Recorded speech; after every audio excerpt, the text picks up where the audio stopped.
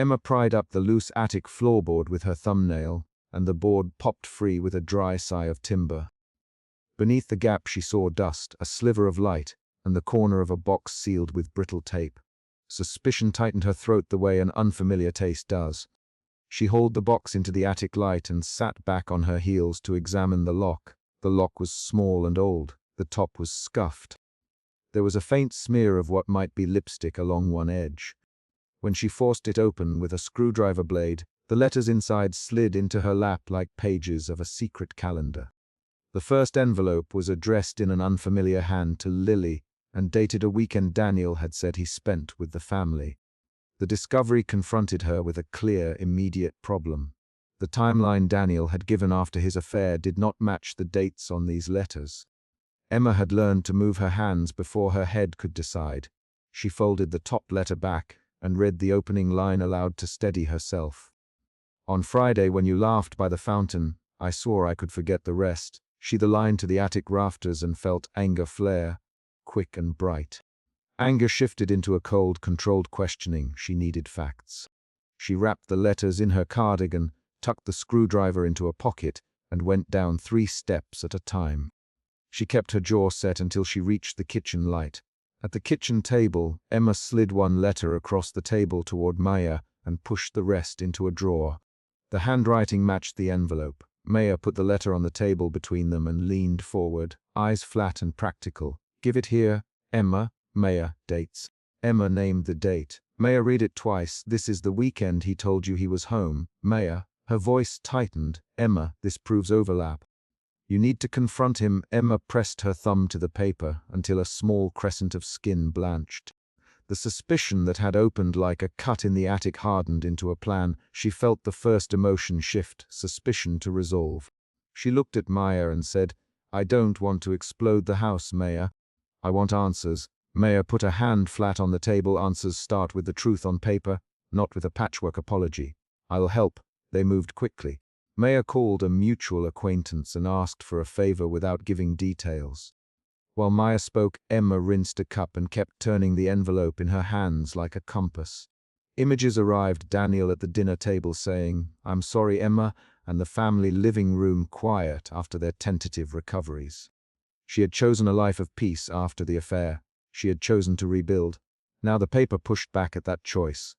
Emma felt a second shift, resolved to doubt. Doubt made her throat dry. She folded the letter and needed to hear Daniel say the date himself.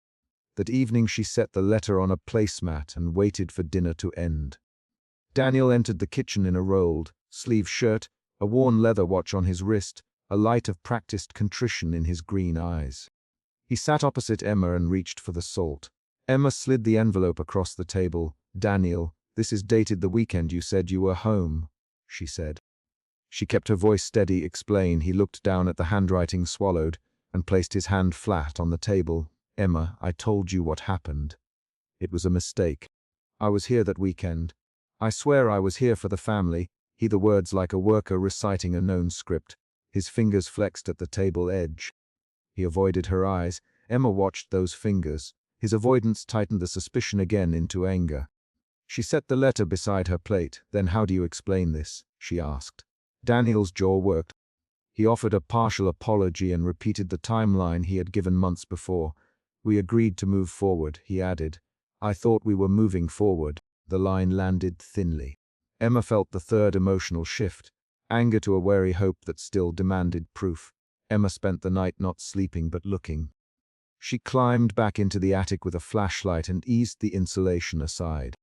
There, pressed into the beam, she found an envelope with Lily's name on it and a hotel receipt dated the week after Daniel claimed he had stopped contact. The paper had a breakfast tab, room number, and a signature. Her pulse surged. This was not a single mistake. This was a sequence of decisions that had continued when Daniel had promised otherwise. The discovery changed her sense of scale. She moved from suspecting a lie to seeing a pattern of deliberate choices. The shift forced her hands to tremble. She wrapped both the letters and the receipt in a kitchen towel and walked back downstairs in the grey of early morning. Emma did not go to Daniel first. She arranged a meeting with Lily, because paper and receipts could be explained in ways that words could not. She texted Lily, meet me, please. She picked the small neighborhood cafe on the corner, the one with wooden tables and a potted fern where people passed without watching. She arrived early and sat facing the door. When Lily arrived, she wore a cream blouse and a low bun that made her jawline visible. Lily's posture was straight. Her expression was contained. Emma smelled jasmine and a distant coffee roast as Lily sat. Lily folded her hands in her lap. "Lily," Emma began, and she heard the word like a bell. "Why did you write to him on that weekend?" Lily's eyes flicked once to the letter and then down. "Emma, Lily, I didn't mean to hurt you." Her voice was soft and steady. For a moment Emma watched Lily's mouth.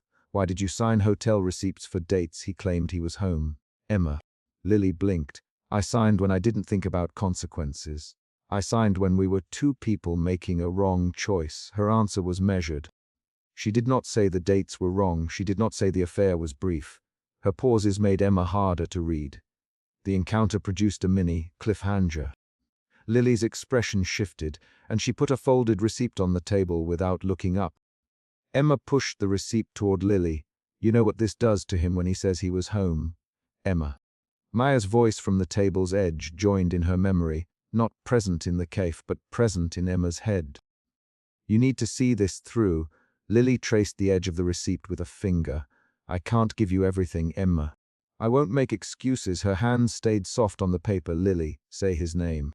"Say Daniel." Emma insisted. "Daniel, he was home." Lily breathed out. "Daniel," she said. "Daniel me." He felt trapped. "He me things you should not have to hear. I regret it, but I'm protecting my life too." The words were a shield.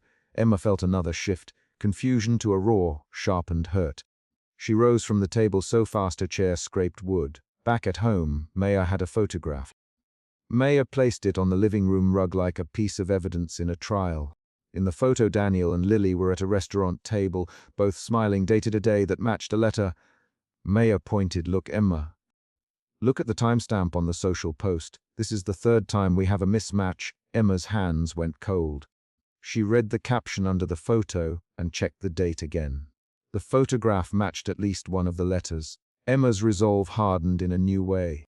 This was not a mistake to forgive. This was a pattern to challenge. Emma, we bring this to Daniel today. I want him and Lily here at once." Maya nodded and started calling. When they sat together in the living room, Emma laid the letters flat on the coffee table and set the photograph beside them like a small, accusing altar. Daniel came in with that same steady baritone and the 5 o'clock stubble that appeared when he was nervous. He took in the spread and looked at Emma. "What's this?" he asked. He tried at first to keep his voice casual.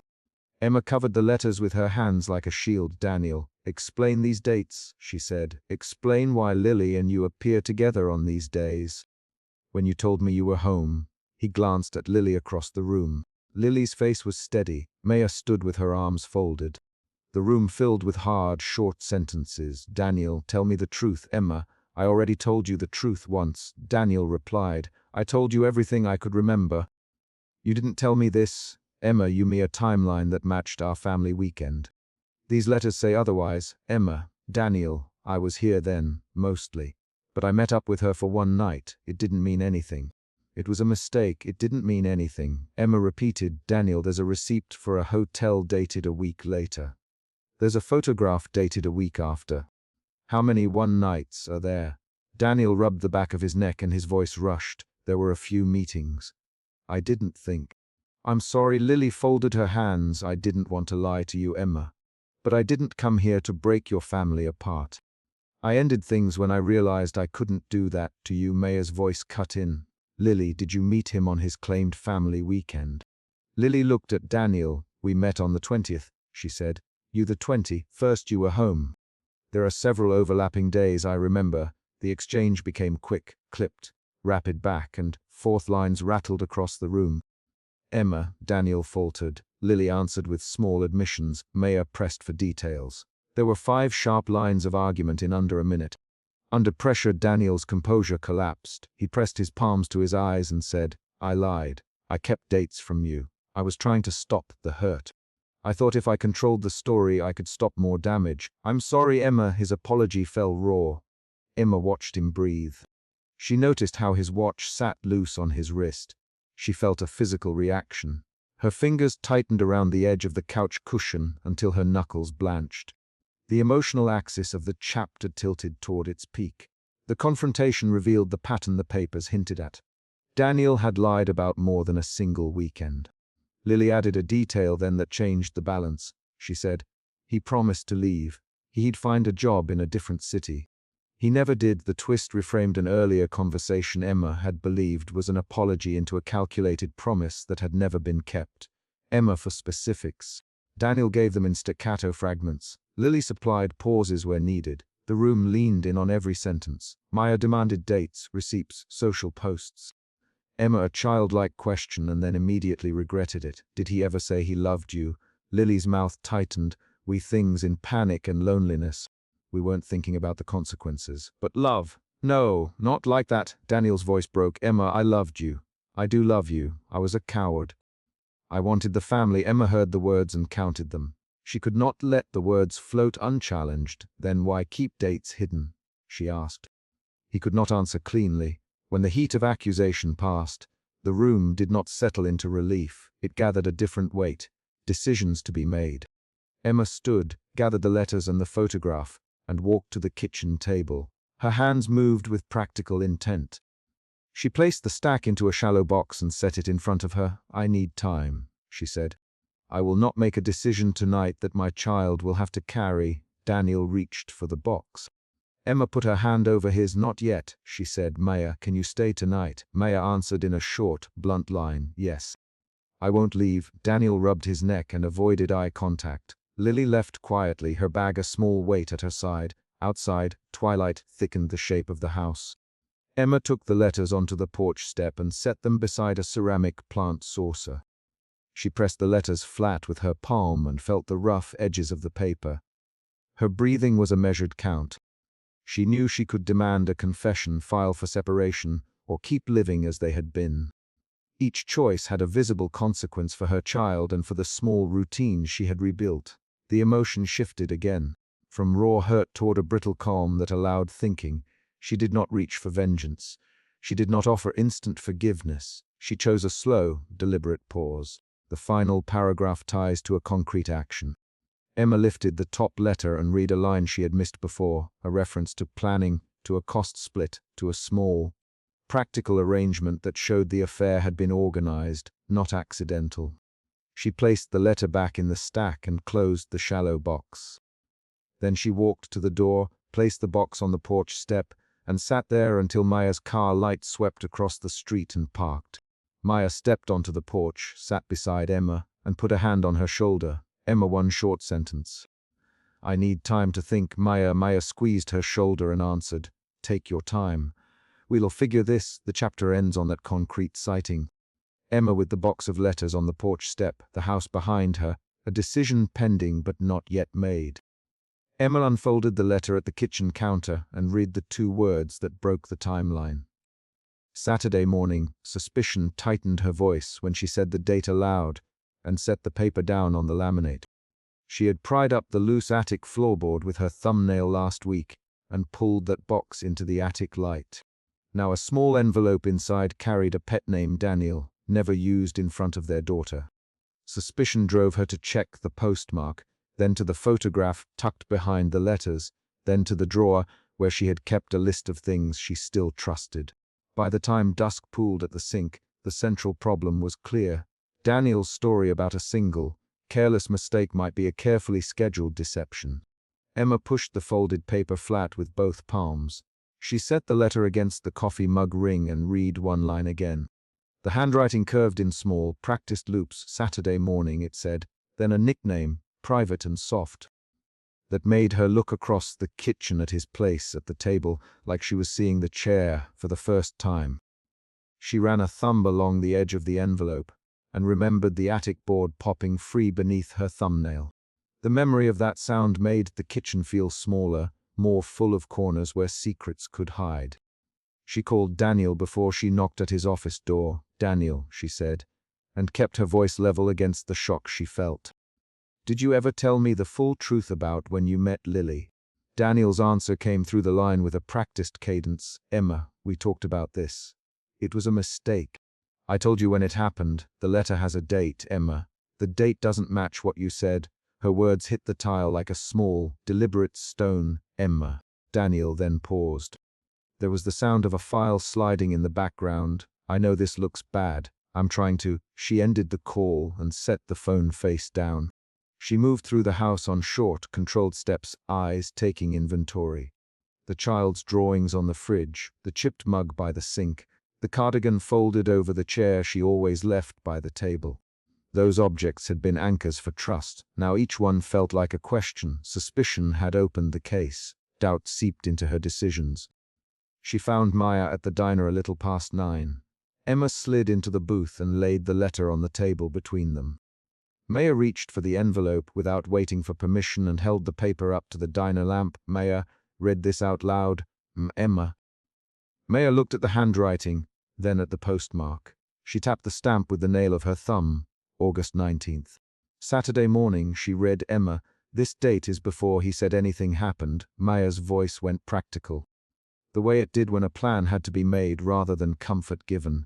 Daniel me it was a single meeting after a conference. 2 months later, Emma. If this is from before that, then he lied deliberately. He arranged it, or he covered up how long it went on. Her pulse bumped in her throat. Maya set the cup down with a small clink. Bring me everything. Names, dates, anything you have. We'll look for physical clues, postmarks, receipts, photos. If he lied about the timeline, there will be a paper trail. Her tone left no room for polite consolation. Maya had moved on to sorting facts. They left the diner with a plan. Emma drove with the letter flat on the passenger seat, and the photograph folded inside her palm. She repeated the date under her breath until it felt anchored. In the driveway, she paused at the mailbox and thought of the attic board popping free again, of the brittle tape that had sealed the box. The attic had given her a start. Now every ordinary surface in the house felt like it could hold another proof that the life they built on apologies might be built on a lie. That evening, she put the letter on the living room coffee table and waited for Daniel to come home. When he arrived, he walked in with the same set of motions he had rehearsed all year, removing his shoes, dropping his briefcase by the door, leaning to kiss their daughter on the forehead. He paused when he saw the paper. Emma, Daniel. He kept his hands where she could see them. When did you meet Lily Morales? Emma. She set the photograph beside the letter. The image showed Daniel at a backyard barbecue, a casual arm across Lily's shoulders. On the back, someone had written a date in ballpoint pen. Daniel's jaw worked. Emma, I told you. It started at work after the conference in October. Emma cut him off. This photo says July. The letter is dated August 19th. Daniel, why do your dates not match? He swallowed. Emma, I say it. Her voice narrowed. He bowed his head, then lifted it in a measured way. I was wrong. I was careless. I didn't mean to hurt you like this. His hands rubbed the back of his neck. The action had become his armor when he felt cornered. Wrong isn't enough. Daniel, was it planned? Did you set times? Did you tell her which weekend you'd be alone? Emma, each question was a step toward placing the pieces on the table. Daniel's eyes darted to the photograph, then to the hallway, then back. There were meetings. But it wasn't planned the way you re-saying. He reached for the photograph as if to take it away. Emma set her hand on the table, palm down. Do not touch that, Daniel. Not until you answer. He hesitated. He stepped back and rubbed his watch. Emma, I said I'm sorry. I promised I would rebuild this. I'm doing the work. He kept his voice steady. The pause that followed showed his effort to compose the next line. Rebuild. What if we don't even know what was broken? Emma folded her hands so she would not run them over the paper. Daniel, you hid dates. You kept letters in a box in the attic. You lied about when this happened. Her words were steady and short.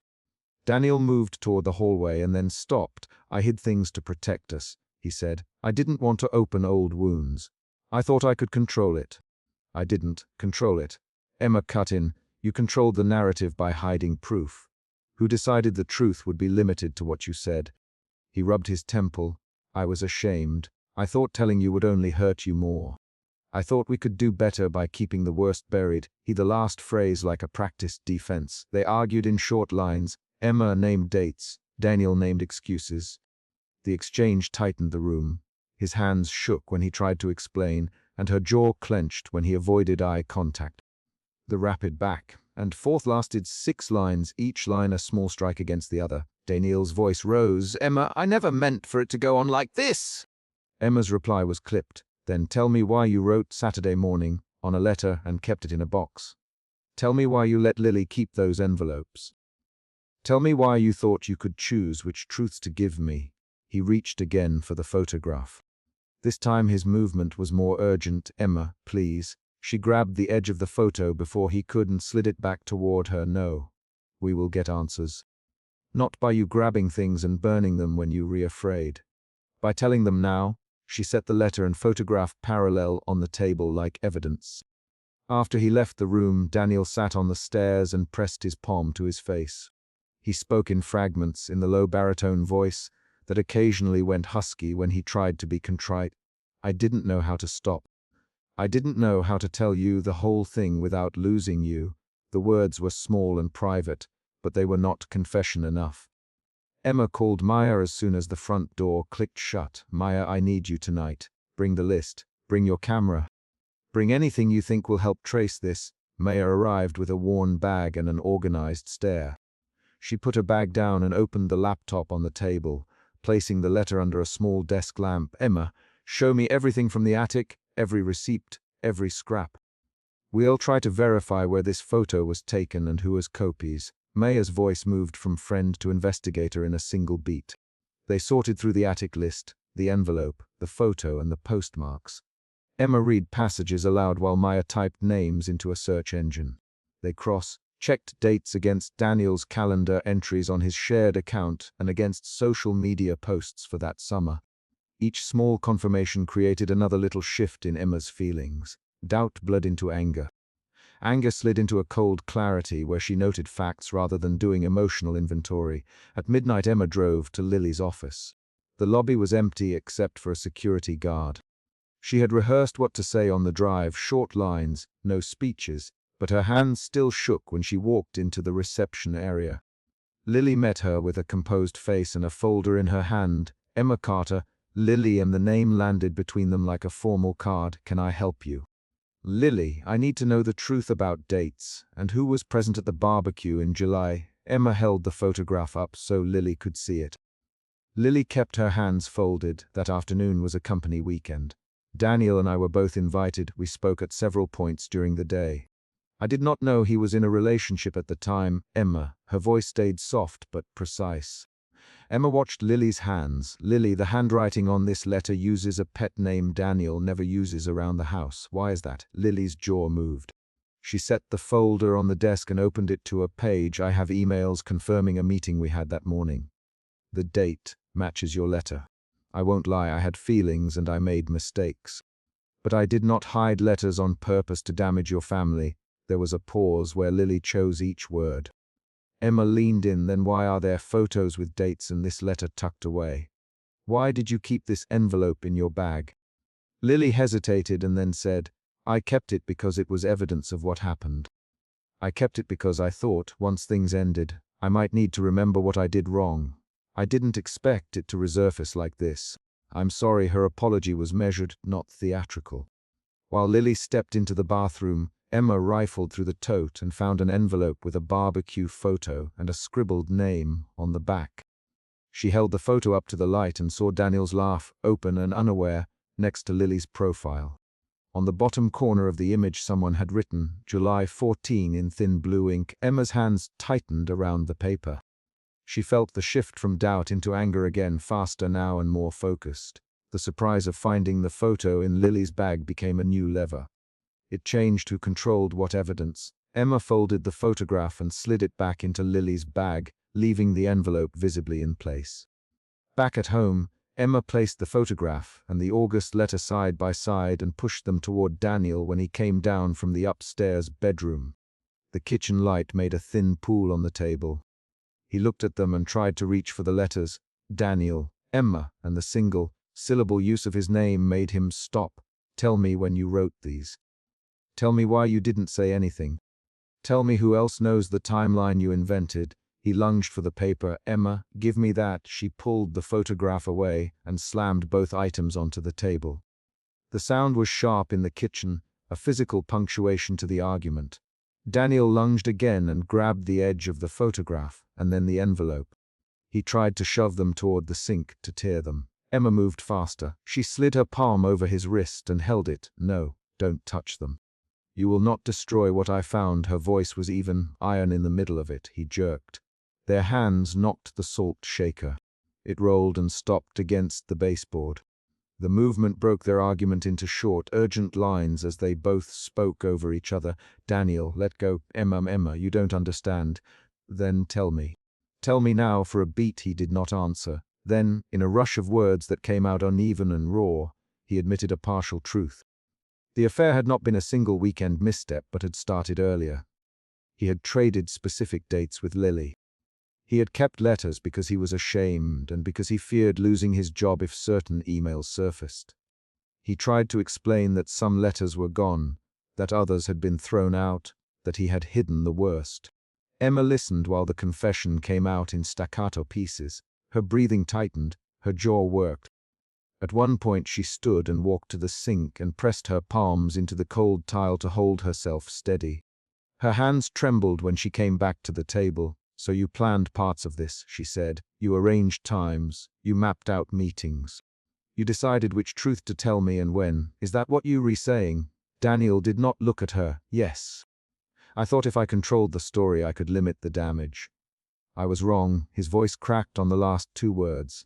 Emotion shifted again in Emma, from anger into a contained, focused resolve.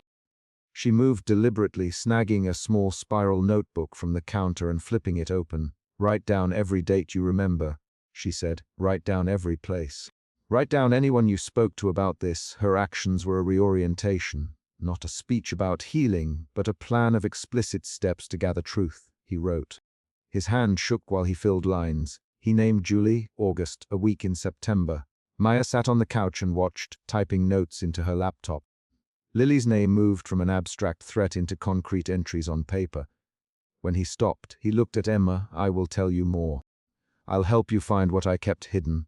I will answer every question." He it like a pledge, not an absolution. Emma pushed the documents together and slid them into a shallow kitchen drawer. She locked it with the small kitchen lock she kept for important papers and set the key on top of the fridge. She called Maya and spoke 3 short sentences into the phone. What she had found, what Daniel had admitted, and where she had put the material. "Maya, come over tomorrow morning. We'll plan how to get the rest." Then she hung up and sat at the table for a long minute, hands pressed against the wood. The chapter ends with a concrete action. Emma closing the drawer, turning the key once and dialing Maya's number so the next step can begin. The phone rang once before Maya picked up and "Maya, it's done. I'm ready to look for the rest." Emma pushed open Lily Morales's office door and shoved a small stack of papers across the desk. Suspicion tightened her voice when she said, "Why is my name on these?" She would not let Lily close the drawer again. The desk lamp threw a hard circle of light onto the documents. The rest of the room stayed dim. Within minutes, the line between accusation and demand had become the whole point of the night. Emma had found the box in the attic 2 weeks earlier and remembered prying up the loose floorboard with her thumbnail. She had hauled the box down into daylight and read a single line at the kitchen counter that did not fit Daniel's version of events. Saturday morning she had told Maya the date aloud, watched Maya's jaw tighten, and promised herself she'd keep looking. Now she stood in Lily's community office, sleeves rolled, cardigan half undone, the thin gold necklace catching the lamplight, and she wanted the whole truth on the table. Lily sat very still. "Emma," Lily began, voice measured, "sit down and tell me exactly what you mean." Her hands were folded over a closed planner. Emma did not sit. "These letters, Emma, this paper shows dates during the time Daniel we were rebuilding." She slapped the topmost page so the edges shivered. "How long were you writing to him, Lily?" The word Lily repeated in the small room like a strike. Lily's mouth tightened. "You should not have come here, Emma." She reached toward the drawer. Emma moved faster and slid the drawer shut with her knee. "Don't touch it, Emma." Her voice lowered into a tone that held a quieter kind of danger. "Don't say you destroyed anything. Don't lie to me again, Lily." The light from the desk cut a line across Emma's cheek and made the faint scar on her eyebrow more obvious. She tucked her hair back behind her ear and waited for whatever defense Lily would put up. Lily stood. "I never meant," she said, and then stopped. Her hands fluttered to the planner, and she looked down at it as if finding the right words would be the same as finding the right evidence. The office door opened before either of them could move. Daniel stepped into the threshold carrying a slim folder and wearing his worn leather watch. "Emma, I came to get tax papers," he said quickly. He looked at Lily, then at the stack on the desk, and his eyes narrowed in a way Emma had seen when he was trying to explain away something he had done. "Daniel, Emma," and the name pulled air between them like a drawn line. "Don't touch those." She spread her fingers over the top page and kept them there. Daniel leaned forward, attempt in his posture. "Hand them to me, Emma. These are private. They shouldn't be out." He reached for the paper. Emma yanked the stack back. "Private. You mean it was over, Daniel? You mean you wanted to rebuild?" Her voice kept snapping between accusation and pleading. "You promised to stop. Did you promise that?" Daniel's hand paused. "I promised to rebuild our family," he said. "You know that? You saw me try." He glanced at Lily, and the look said he wanted complicity. A shared script that would make the night close without blood. Lily's jaw tightened. "Emma, I never asked him to choose me." She crossed the little room in 3 quick steps and set a single palm on the stack as if to steady it. "We are not the same thing." Her voice stayed low, controlled. The planner between her fingers trembled. A fluorescent bulb in the hallway buzzed. The receptionist's low radio noise seeped in from the open door. Emma listened to the ordinary sounds like a jury waiting to deliver a verdict. Maya arrived without knocking. Her breath left her in a quick exhale when she saw the papers fanned on the desk. She held a folded envelope and a printed calendar in her free hand. "Emma, I brought the receipt and the appointment times, Maya," and she pushed the calendar onto the table. "Maya, Emma." Relief and suspicion jerked together. "You found the receipt." Maya nodded and put the folded envelope near Emma's fingers. "This matches the dates Daniel as he'd been home." She tapped a square on the calendar. "Look." Emma spread the calendar with one hand and the envelope with the other. The room tightened around the 3 of them. "Saturday morning," Emma read aloud and then lowered her voice so it stayed close. "Saturday morning. When he said he was at home with me." Daniel turned red at the ears. He ran a hand through his hair, combing it back with a guilty, practiced motion. "That receipt can be explained," he said. "It doesn't mean—" Maya cut him off. "Explain it, Daniel. Explain the receipt for the hardware store. Explain the timestamp. Explain the credit card swipe." She spoke in short segments. "Factual, clipped. You mean you picked up paint on Saturday morning. The card shows you were downtown at 10:30. Maya's eyes were on Daniel's face. "So did you take a morning shift at the office?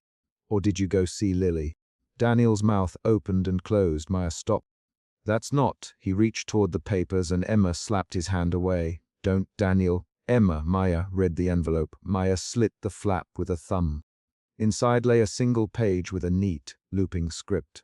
The first sentence was dated the month after Emma had given Daniel her forgiveness on the kitchen table.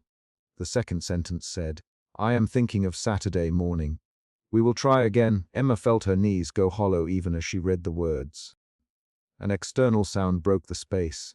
A woman in the hallway asked on the phone about a late appointment.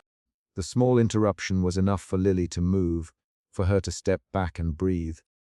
She kept her gaze level. "You found one letter," she said. "That doesn't mean what you think." Emma put the page on the desk and tapped a corner with a nail. "Then tell me what it does mean, Lily. Tell me why you wrote, 'We will try again,' after I'd forgiven Daniel." She spoke in sentences she could see spoken back at her. Lily's hands folded into her lap. "Emma, there were months I didn't answer him. There were weeks. I told him to stop. I told him to disappear. I told him we couldn't." A small sound escaped Lily, not a sob, more a hard breath, but he wrote and he said the same things. "I never expected you to find this." Her eyes flicked to Daniel and then away. "I never expected to be part of someone else's family wreckage." She swallowed. Daniel's shoulders bowed as if under unseen weight.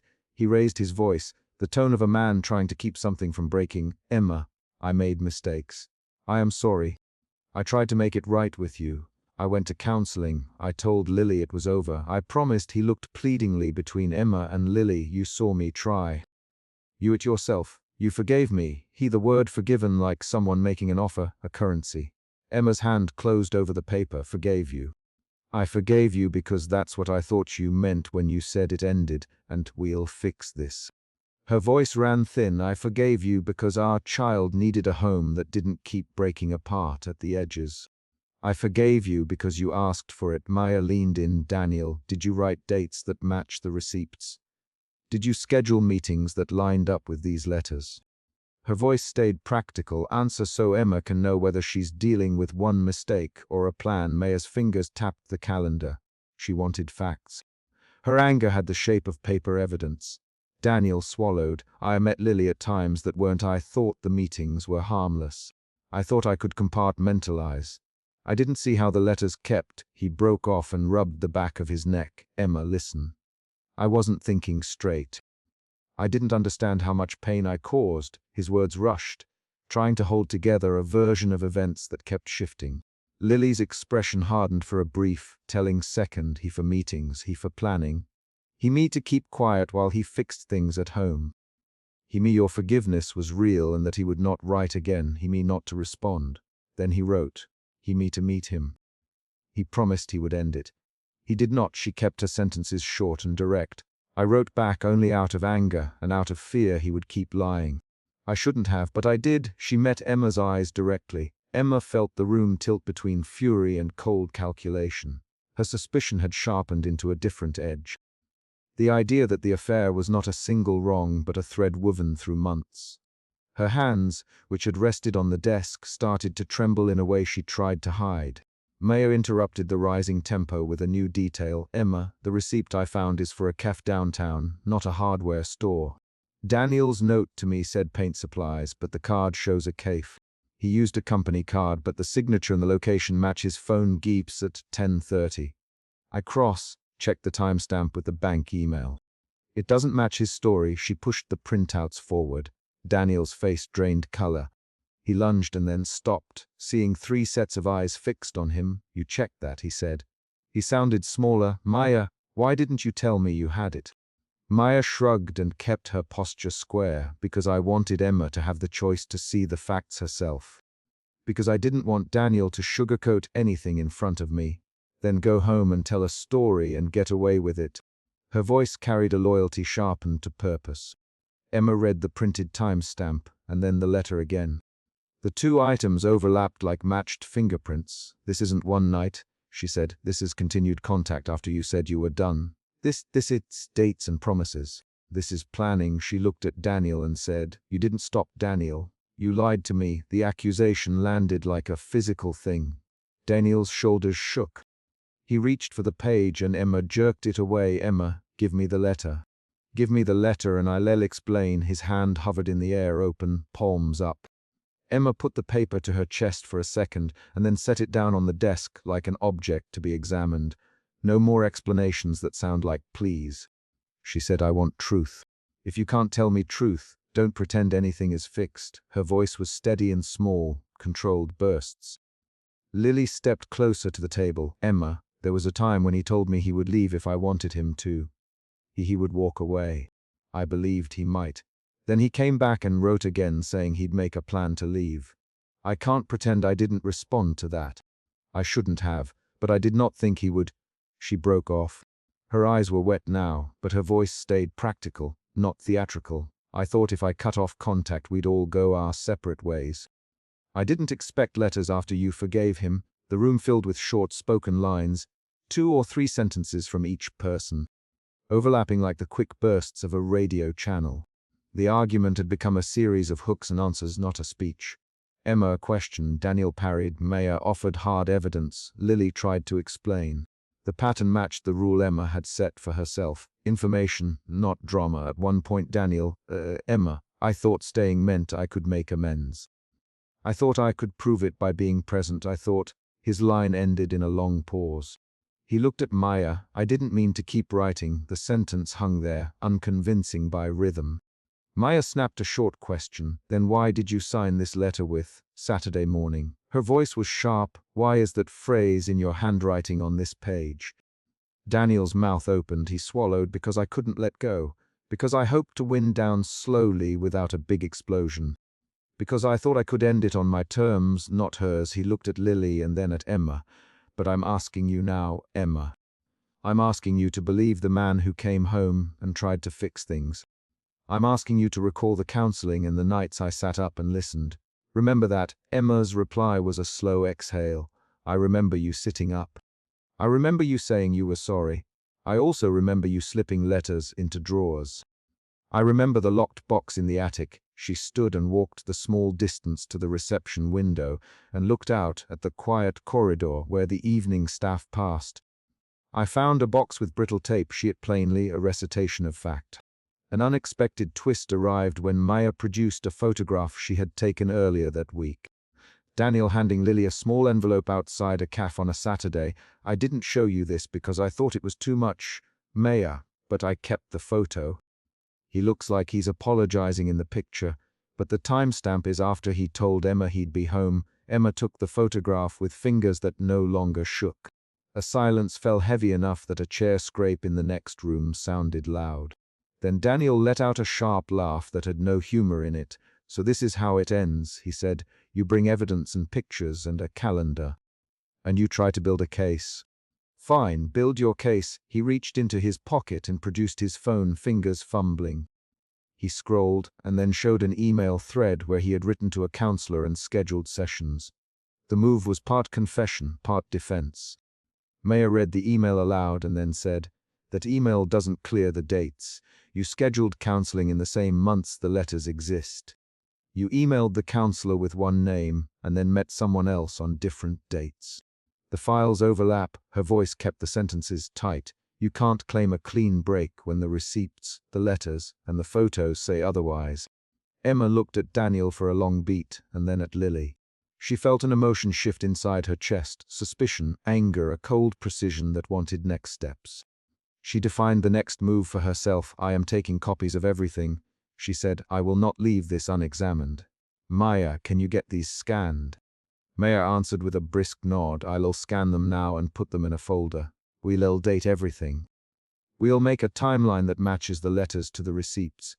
Her voice conveyed method rather than vengeance. "Emma, we'll make sure you have the facts to decide." She looked at Emma like a partner in an unfolding plan. Daniel, quietly, "What do you want, Emma?" The question was simple and terrible. Emma rested her hand on the corner of the desk. "I want to know whether this was a mistake or an ongoing thing. I want to know if you planned to keep going while we pretended to heal. I want to see exactly what happened on those Saturdays." Her voice did not rise. She spoke in short lines, deliberate. Lily's shoulders slumped. "If Emma wants me to show every letter, I will. I will not hide things any longer. I can't take part in pretending anymore. If that means people will see me as the other woman, then they will. I won't be a secret that keeps people from their choices." Her voice had a cold, practical edge that was not the same as contrition. It was a choice. Daniel's face crumpled. "Lily, don't," he began and then stopped. He stared at the single page Emma had opened earlier and then at his own hands where the watch had become a small tether. At that moment Emma caught herself doing something she had promised not to do. She pictured the child asleep upstairs, the way the nightlight left a pale ring on the bedroom wall. The image was concrete and immediate. She allowed "Our child knows Daniel as Dad. I will not make this decision because I want revenge. I will make it because I need to know whether our child's home is built on truth or lies." She did not use the word empowerment. She set a boundary with the single fact of her child's presence. Outside the office window, a delivery truck idled, engine ticking. The mundane noise underscored the human exchange in the room. Maya stood and gathered the papers with methodical movements. "I'll scan these first thing," she said. "I'll make 2 folders.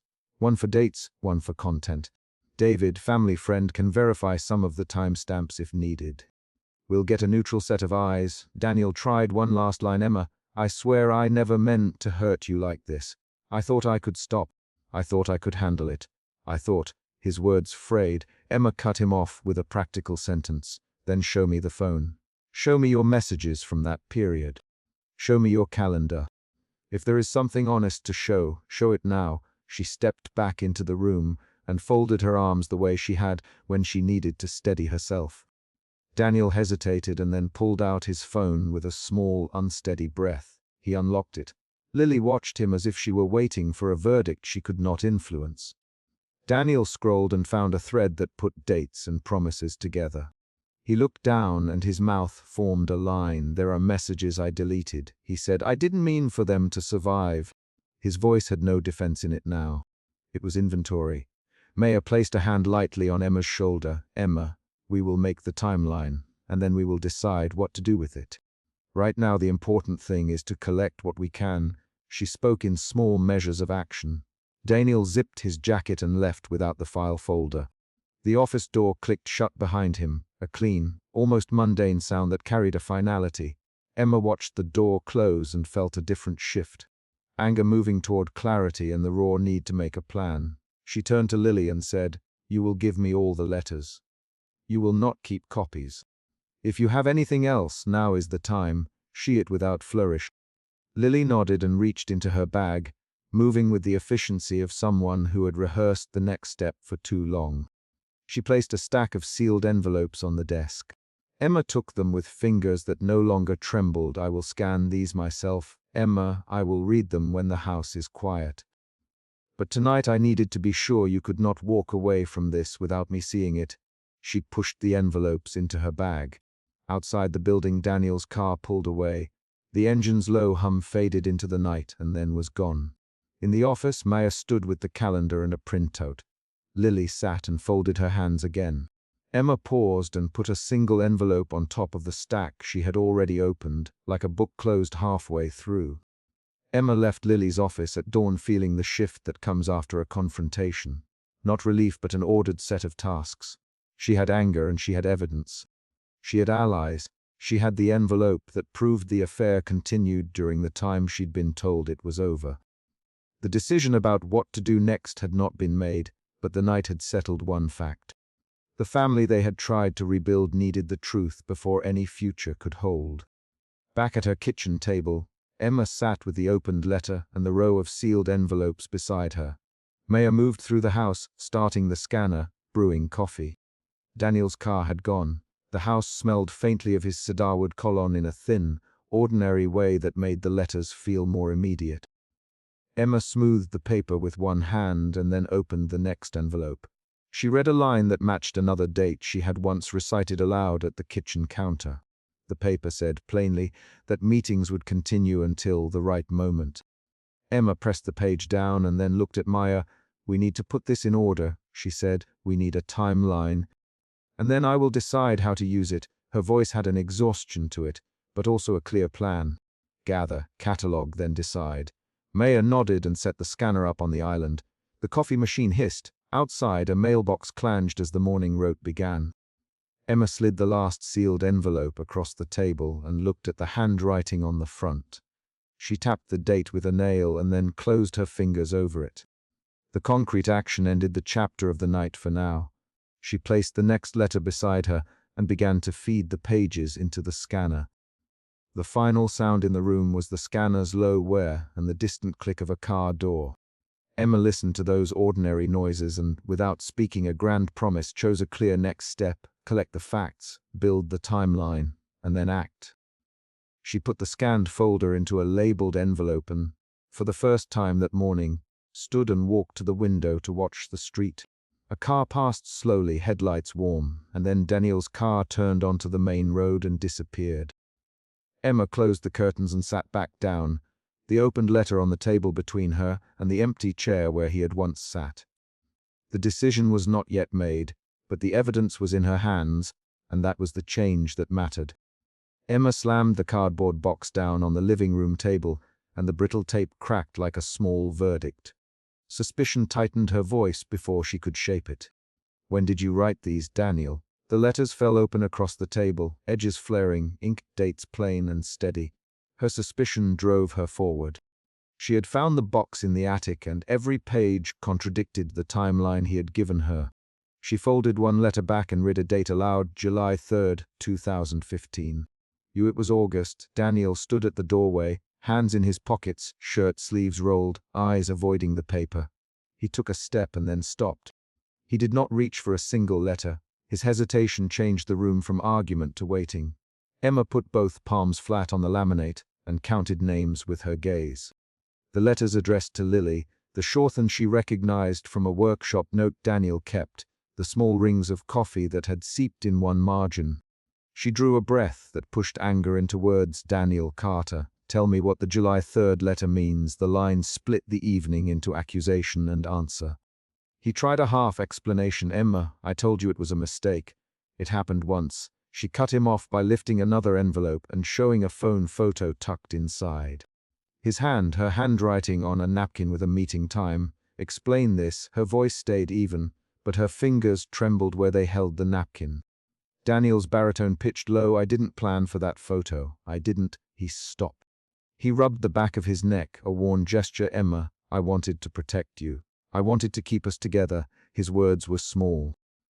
He looked at the spread of paper like someone reading a contract he didn't remember signing. The living room light above the table hummed. Outside, a neighbor's dog barked once. May arrived at the front door before she knocked more than twice. She pushed the door open and crossed immediately to the table, hand on Emma's shoulder for a second. Then moving to the letters as if they might be evidence to read, show me, Maya, blunt as always. She slid a chair close and scanned the pages. Maya's presence shifted the energy. Daniel, these dates don't match your story, she said without preface. Why are there 3 notes here with planning times? She looked at him, not at Emma. Maya's questions are tools, and she used them cold and direct. Emma watched Daniel flinch under the light of a practical cross-examination. Daniel answered in short sentences. We met that summer. It never got beyond talking. I told you that. He spoke quickly. I apologized. I meant to stop it. Maya cut across him with a single pointed question. Did you set the time, Daniel? Did you tell her exactly when to be at that cafe? His jaw tightened. I said what I said. I tried to manage it. I wasn't honest then, and I haven't been honest about the timing. He swallowed. For a moment the room held the rhythm of a court. Emma's suspicion shifted to anger that tasted metallic at the back of her teeth. She stood and walked to the window, pressed her palm to the glass and looked at the street where a car's taillights traced a red line. You lied about the when, she said. Not only that, you planned parts of it. Her voice did not break, but the words landed like stones. An external sound intruded, knock at the door, rapid, businesslike. Lily Morales stood framed in the hallway light, a slim folder under her arm and an envelope held in her other hand. She looked composed in a deep burgundy coat, hair twisted at the nape of her neck. Emma's pulse tightened into a new shape, surprise bending towards something sharper. Lily's arrival was an outside event that changed the argument's terms. Lily stepped into the living room and set the envelope on the table with one deliberate movement. She did not sit. I wasn't going to come here, she said. Then she pushed the folder forward so the letters could overlap and form a chain of dates. But I found these in my apartment while I was clearing things. She kept her voice steady. They include texts and a note with times. Her hands did not tremble. Some of these are mine. Some are his. Some are instructions. Maya leaned in and read aloud a line from a printed message. Be there Saturday morning. I'll cover it. Say you regretted it when you had to. Emma listened to the words like a translation of betrayal. Daniel's face drained color. He made a single step toward the table and then sat hard in a chair as if a weight had dropped. Lily, you can't. He began. His sentence broke under the evidence. Emma, I can explain. She let him speak and then cut across with a short, controlled set of questions that drove the conversation forward. Did you coach her? Emma, did you tell her what to say? Her speech came out in short lines, each fragment a jab meant to pry free a truth. Did you pick the times? Did you put dates on these letters? Emma's tone shifted from accusing to demand. Suspicion pivoted into a need for confirmation. The emotional current moved. Lily folded her hands and spoke in a low, precise voice. He me to meet him. He me to say I regretted every time he said I did something wrong. He me to act like I wanted to end it. He me when to come and where to be. I did not want to do that. I did as he asked because I thought it would be over. I was wrong. Her words were concrete. She named actions and times. She did not offer dramatic confession. She offered evidence and sequence. Maya read another printed message, a text from Daniel. Time, stamped arrive 9:15. Wear the blue dress. Say moved on. Emma's hand closed over a letter until the edges dented beneath her knuckles. The living room felt too tight for all the paper and all the secrets. Emma's anger became a precise instrument.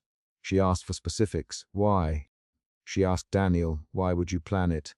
He looked at Emma and then at Lily and at the envelope on the table.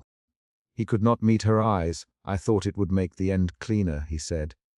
I thought if I could control it, it would hurt less. The explanation was literal and small. It did not match the scale of pain it caused. Maya pushed further. Control. You arranged words and times and a performance. You turned a betrayal into a script. Her voice had an edge that gave the room momentum. Daniel, did you ever think about Emma's perspective? Daniel's throat worked. I thought I was protecting her.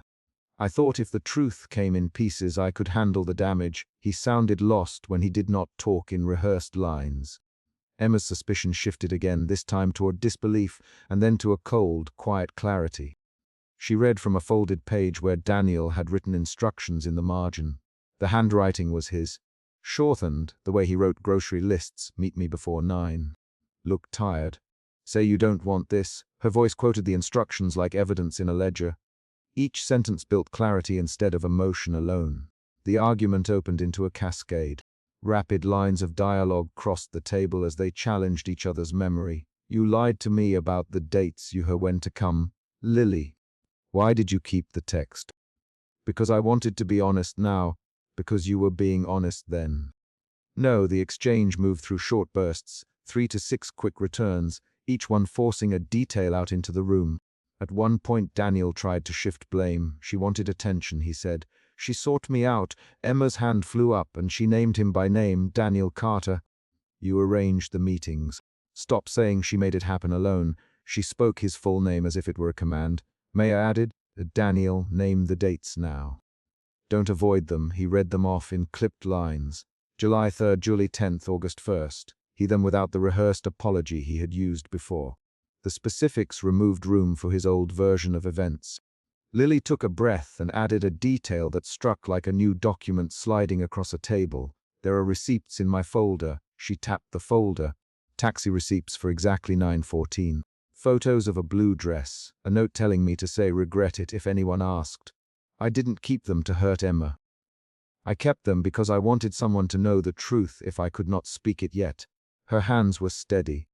She offered the physical proof like a final bead in a string of facts. Emma read a receipt aloud and then spoke a slow instruction to herself.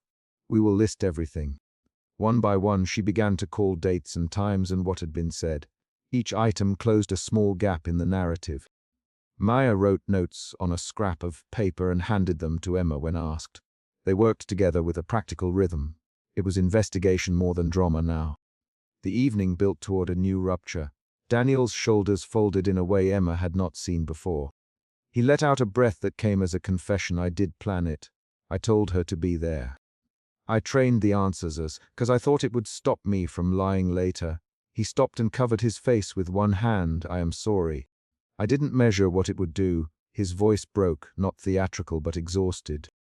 Emma's emotional arc shifted from suspicion to anger to a brittle demand for decision. Then tell me why, Daniel. Tell me why you thought this was the way to save us. She the question with short sentences that required a factual reply. I thought if I controlled the scene, I could keep you. I was scared of losing you, and I thought if I managed the ending, I could point to a clear mistake instead of a pattern. He looked at Emma as if he were reading a script he had already failed to perform. A smaller twist came when Maya produced a note Daniel had left in his jacket months earlier, one Emma had never seen, that contained a draft of an apology with timing notes. Maya read it aloud. Say this at the kitchen table. Wait until she has read the first letter. The room inhaled. Emma's hands tightened on the table edge until her knuckles paled. The new evidence reframed the affair not as a single failure, but as a series of deliberate acts to construct a narrative. Daniel finally crumpled his posture and said, I didn't accept how much of it was me. I never wanted to hurt you this deep. I thought if I could stage it small, we could move past it. His admission came out rawer than the rehearsed apologies he had used in counseling. I see now that choosing the words for someone else is its own violence. He looked at Lily. I'm sorry, Lily. He did not look at Emma when he said it. Emma's next move was physical. She pushed back the chair and stood. Her body showed what her voice did not. She was done negotiating stories. She moved to a kitchen drawer, opened it, and took a small bag she had packed weeks before when trust had run low. She showed the bag to Daniel. "I am leaving for a few nights," she said. "I need to sleep outside this house while I decide what I will accept." Maya stepped in and set the bag on the table between them like a boundary. Daniel lunged forward. "Emma, don't leave like this."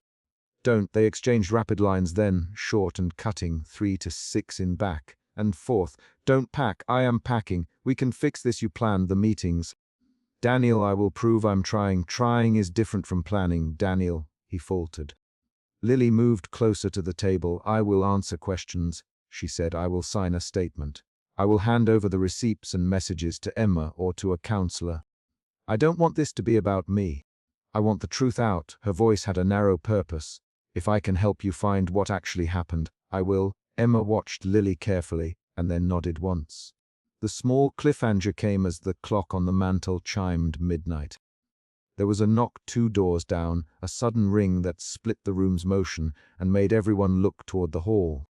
For a few seconds that sound held the possibility of new information or an interruption. Maya stood and moved to the door, then turned back and said, "Stay here. We close this now." She shut the hallway door and the house returned to the concentrated circle around the table. Daniel finally did something practical. He opened his wallet and slid a sheet of paper toward Emma. It was a printed log of calls and messages that included his own notes, meeting times, edited replies, and apology draft. He could no longer hide behind vagueness. "I kept the drafts because I thought I might need to remember how to apologize," he said. "I know how it sounds. I know it sounds rehearsed now. I was afraid I would forget what to feel, so I wrote it down." Emma's response was a measured set of actions. She read a paragraph, folded the paper, and placed it into the envelope Lily had brought. She labeled the envelope with a short line, "Evidence," and put it into the box. She did not speak for a long breath. Her silence had weight. It functioned like a decision in the room. The real climax arrived when Lily put a small printed sheet on top of the spread and said, "There is a message here you haven't seen, Emma. It's a voice note." She pressed play on her phone. Daniel's voice came through, recorded months earlier, softer, giving specific instructions about timing and phrasing. The recording contained details that matched the receipts and texts. For the first time, the orchestration played in his voice, not on paper. Daniel stopped moving. He met Emma with eyes that were red, rimmed, and raw. "I recorded it because I thought hearing myself would make me stop," he said after the playback. But I did not stop. The confession emptied him of performance. He spoke with a cadence that had no preparation. "I am sorry. I can offer you counseling with me. I can accept consequences. But I cannot ask you to say you will forgive me until you decide it honestly." His final line was a pause that he could not script. Emma let the sound of the voice note settle and then did something decisive. She took the smallest envelope from the box, the one with the most damaging letters, and sealed it with the brittle tape she had broken earlier. She wrote on it in block capitals and put it into the bag she had packed. "I will not make a quick forgiveness at the table," she said. "I will not perform closure for you. I will take time to decide what staying looks like." Her actions made the boundary clear. Maya moved to the hallway and took out her phone. "I will stay tonight," she said simply. "Emma, you pack. Daniel, you stay where you are and do not contact her. Call your counselor tomorrow and schedule sessions.